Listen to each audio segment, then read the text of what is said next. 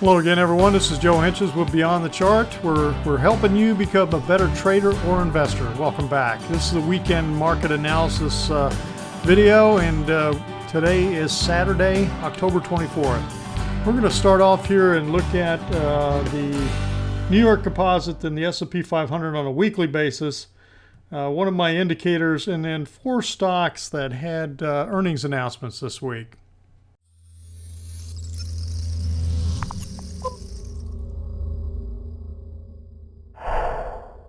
All right, let's start off here with the New York Composite. So you can see we had this big head and shoulders top and, the big move down.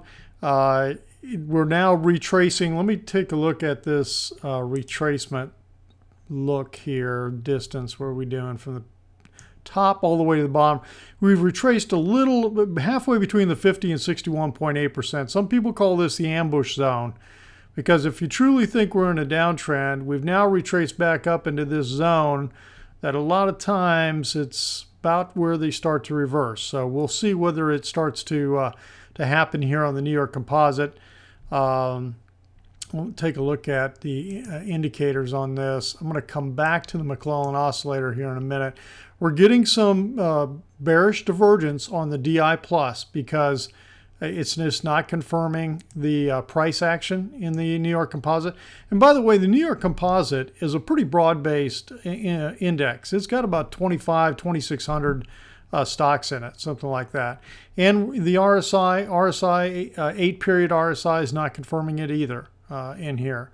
So it looks to me like this could be ripe for a turn back, but actually, I've been saying that for a few days now, and it still keeps pushing. We've had a pretty big push the last 2 days. We had this little pullback here. Let's see. Let's go ahead and take a look at the S&P 500 on a weekly basis. The interesting thing that's caught my eye on a weekly view of the S&P is this looks like a potential head and shoulders top. And I say potential because when you look at it, here's where you first start. You see the pullback here in October 2014, then the pullback we got in August this year, and the rally it's come off of it. This came right back down to this same, I'm calling it a neckline because we drew this in here, and that's what it looks like to me. And then, so what do? You take a line exactly parallel to this, and you put it at the top of what looks like a left shoulder, and it projects out to where a right shoulder could top if the symmetry is perfect. Well, we're right about there. So we're pretty close. So this is going to be real interesting to watch to see if this thing is about to run out of steam. Now, let me go back to the New York Composite.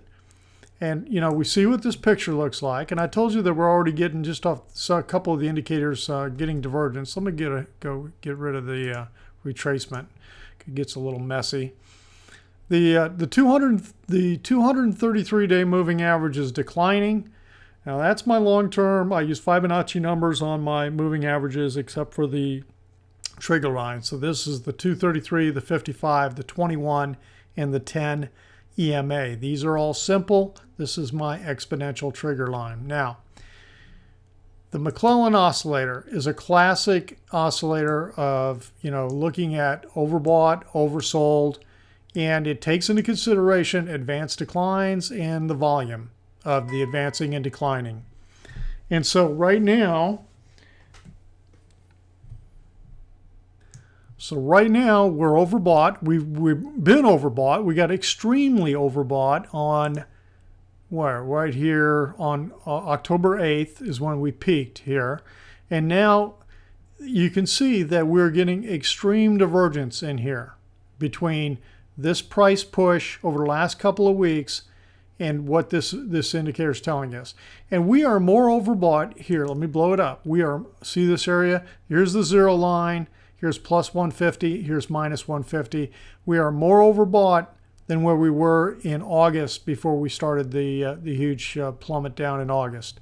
So, then we got overbought again, and we started that downdraft into this late September.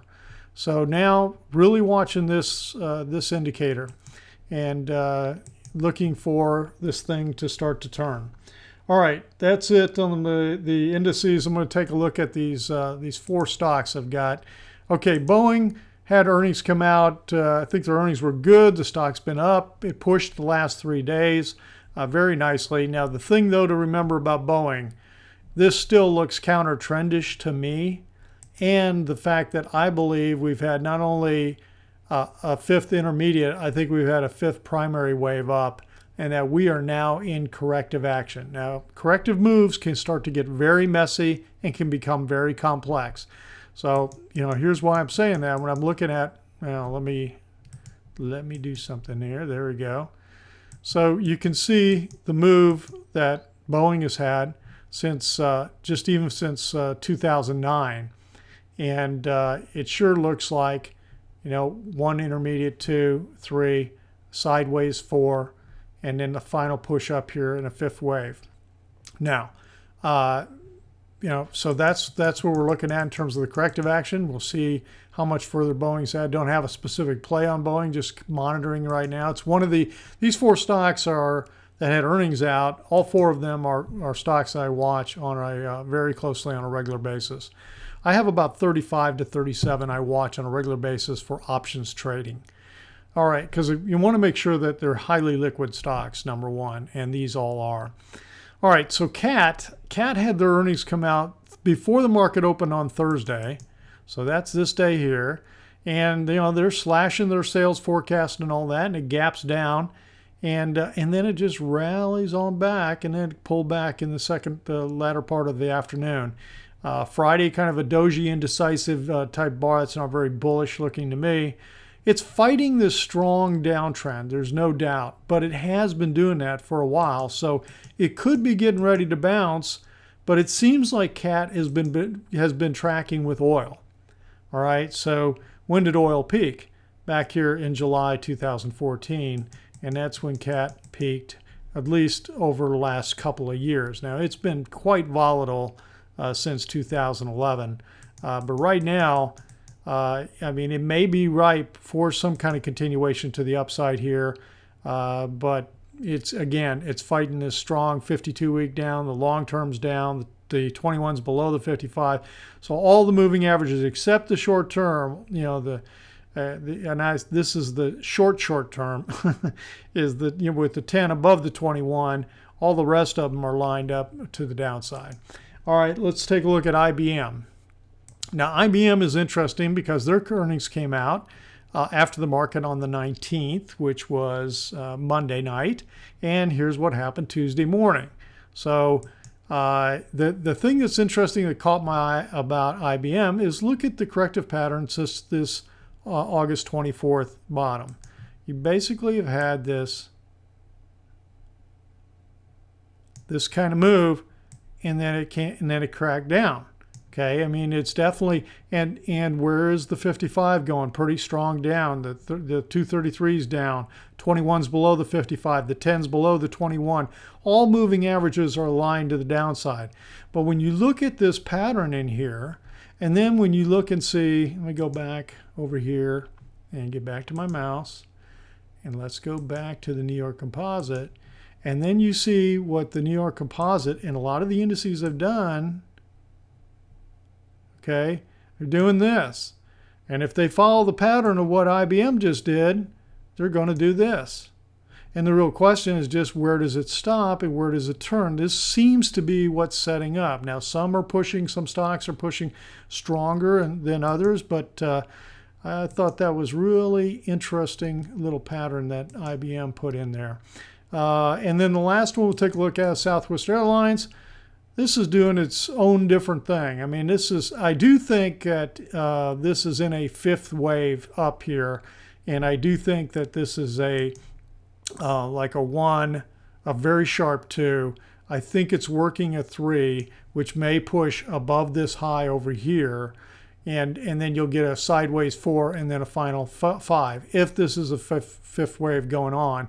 That's what it looks like to me. So right now, again, this is what happened after earnings. I think their earnings came out Wednesday night or Thursday morning. I can't remember which, but Thursday they reacted to it, and it was very solid, nice update, and it sure looks good. So it's still tracking. Again, no play, but here's what Southwest Airlines has done.